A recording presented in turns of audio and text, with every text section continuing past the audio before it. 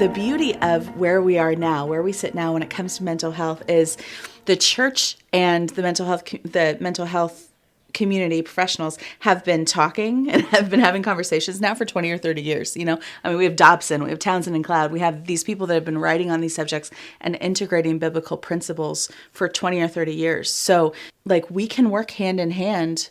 The church can work hand in hand with therapists. There's plenty of therapists who are hungry to connect with local churches, and it can be a mutually beneficial relationship where we can help and advise and talk about it from a mental health perspective. And there's conversations about what the Bible says about struggles like grief and lament and depression and anxiety. The church is not without access to resources, which was maybe not the case decades ago. But because there is access now, it's just a matter of the church actually being active in getting those resources in the church. When we think about the church, I always think of the mental health needing, we kind of need to triage the different issues. There's crisis, there's relationship crises that people go through, and it's really common for the church to kind of know what to do, but not really.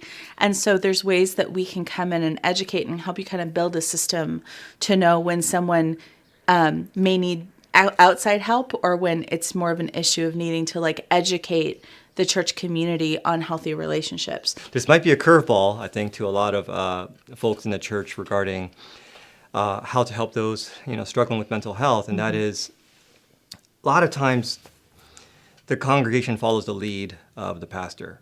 And so if the pastor himself is uncomfortable talking about mental health, whether it's for strictly theological reasons or he just doesn't know anything about mental health, that's a problem.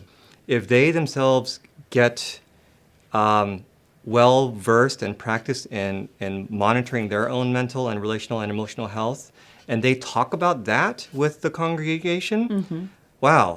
I mean, talk about creating a safe space within the church to talk about mental health. Because now the pastor and the leadership has spearheaded that conversation. And it demystifies it. It totally, back to what you said about demystifying. So I feel like that needs to be one thing that leadership really starts to pray about.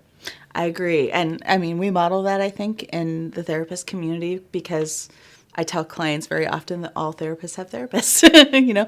It's required as part of our training, and it's something that we do ongoing, because I really believe that talking to someone who holds my secrets and doesn't tell anybody what I say helps me to be the most vulnerable person, and helps me to work out the underlying feelings that I have that I feel like no one else can really understand.